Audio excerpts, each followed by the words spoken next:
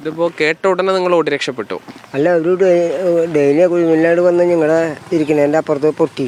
അപ്പോഴവിടുന്ന് എനിക്ക് ഓടിയേ. പിന്നെ നേരെ വിട്ടു. വേറെ മണിയൊന്നും നോക്കാൻ പോയില്ലേ. പിന്നെ എന്തായതൊന്നും നോക്കാൻ പോയില്ലേ, നേരെ വിട്ടുകൊണ്ട്.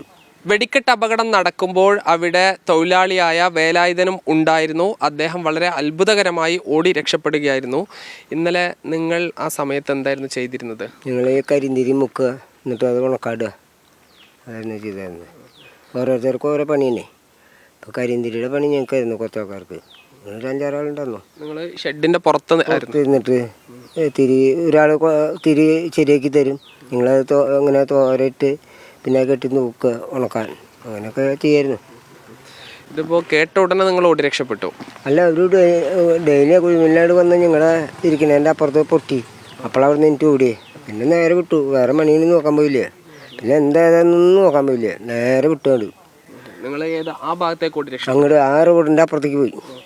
റോട്ടിലേക്ക് ഓടി? റോഡിൽ നിന്ന് അപ്പുറത്തേക്ക് കിടന്നു, എന്നിട്ട് അറ്റം വരെ പോയി. അങ്ങനെ ഇപ്പോൾ ഓടി രക്ഷപ്പെടാൻ പറ്റിയ എത്ര ആളുകളുണ്ട്? അത് ഇപ്പോൾ എൻ്റെ കണക്കിലൊരു 5-6 ആൾ ഓടി രക്ഷപ്പെട്ടിട്ടുണ്ട്. അത് ഈ ഷെഡിന് പുറത്തുണ്ടായിരുന്ന ആളുകളല്ലേ? പുറത്ത് പണ്ടായിരുന്നത്. ഉള്ളിലുണ്ടായിരുന്ന ഒരു ഈ പറഞ്ഞ മാതിരി ഇവിടെ കരിമരുന്ന് ഇത് ഉണ്ടാക്കണ മരുന്നുകൾ കൂട്ടി കൊടുത്തിട്ട് ഇടിച്ചിട്ട് വേണം അത് ഉണക്കിയിട്ട് വേണം മരുന്ന് ആക്കണമെങ്കിൽ. അതിന് കുറച്ച് ആൾക്കാരുണ്ടായിരുന്നു. അവരതിൻ്റെ ഉള്ളിൽ നിന്ന് ചാടി കടന്ന് എങ്ങനെയൊക്കെ അവരും ഒപ്പം രക്ഷപ്പെട്ടു. ഇപ്പോൾ കുറച്ച് ആളുകൾ ആശുപത്രിയിലുണ്ട്, കുറച്ച് ആളുകൾ മരിച്ചു. ഇനിയും ആളുകളെ കണ്ടെത്താനുണ്ട് എന്ന് വിചാരിക്കുന്നുണ്ടോ? ഈ ആളുകൾ അവിടെ ഉണ്ടായിരുന്ന കറക്റ്റൊക്കെ ഒന്നും പറയാൻ പറ്റില്ല. അന്ന് ചെന്നിടത്ത് ആ ഒരു ഇതന്നെ പോയിട്ടില്ല.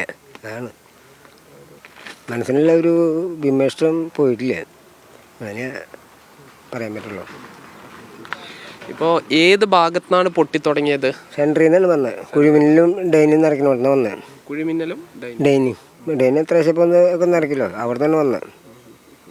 ഇത് ഈ സാധാരണഗതിയിൽ ഈ സിഗരറ്റ് ഉള്ളിലേക്ക് കയറ്റില്ല, തീപ്പെട്ടി കയറ്റില്ല, ഒന്നും കയറ്റില്ല. പിന്നെ എന്ത് സംഭവിച്ചിരിക്കാം? ഞങ്ങൾ ഈ ഇവിടെ ഇങ്ങനെ പുളി ഉണ്ട്, അതിൻ്റെ വീട്ടിൽ വന്നിട്ട് വലിക്കുക, എന്നിട്ട് മുണ്ടൊക്കെ തട്ടി കൊടുത്തിട്ട് പിന്നെ അവിടെ നിന്ന് പോവുള്ളൂ, പണിക്ക് കയറുള്ളൂ. അതുപോലെ മരുന്നില്ല പണിയുന്നവരെങ്കിൽ കയ്യും കാലൊക്കെ കഴുകിയിട്ടാണ് ബീഡി കത്തിക്കാൻ വരുള്ളൂ. അങ്ങനെയൊക്കെ. ഈ എന്ത് സംഭവിച്ചതായിരിക്കാം ഇത്? അത് പെടുത്തല്ല ചേട്ടാ, എന്താ ഉണ്ടായിരുന്നൊന്നും. അപ്പോൾ എത്ര പേരായിരുന്നു മൊത്തം ഉണ്ടായിരുന്നത്? മൊത്തം ഉണ്ടായിരുന്നെന്ന് പറഞ്ഞാൽ 10-30 ആളുടെ മുകളിലുണ്ടായിരുന്നു. 2-3 സെറ്റായിട്ടല്ലേ ഇരിക്കണേ. അത് കാരണം അത്ര കറക്റ്റായിട്ട് പറയാൻ പറ്റില്ല.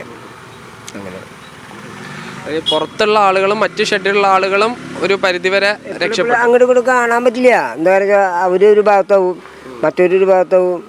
അങ്ങനെ ഈ പറമ്പിൽ സ്ഥലം ഉണ്ടല്ലോ, അപ്പം അങ്ങനെ ഓരോ ഭാഗത്ത് ഇരുന്നിട്ടാണ് പണിയാൻ. അതിനൊക്കെ. നിങ്ങളിപ്പോൾ എത്ര വർഷമായി ഈ ജോലി? ഇപ്പോൾ നമ്മുടെ മണിയാട്ടം എൻ്റെ ഇപ്പോൾ സതീശൻ്റെ അച്ഛൻ ഉള്ള കാലം തൊട്ട് തുടങ്ങിയതാണ് പണി.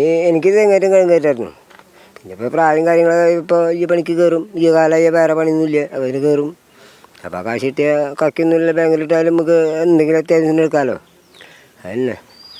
പിന്നെ ഈ പോലീസും ഫയർഫോഴ്സൊക്കെ ഉടൻ എത്തി. പിന്നീട് ഇവിടുത്തെ ഒരു അവസ്ഥ പിന്നീട് രാത്രി ആയിരിക്കും നിങ്ങൾ മനസ്സിലാക്കുന്നുണ്ടാവല്ലേ മൊത്തം എന്താ സംഭവിച്ചത്? ഉറങ്ങിയിട്ടില്ല, ഇതന്നെ ചിന്തയായിരുന്നു. കണ്ണിൻ്റെ പൊള്ളടയ്ക്കാൻ പറ്റിയില്ല. അങ്ങനെ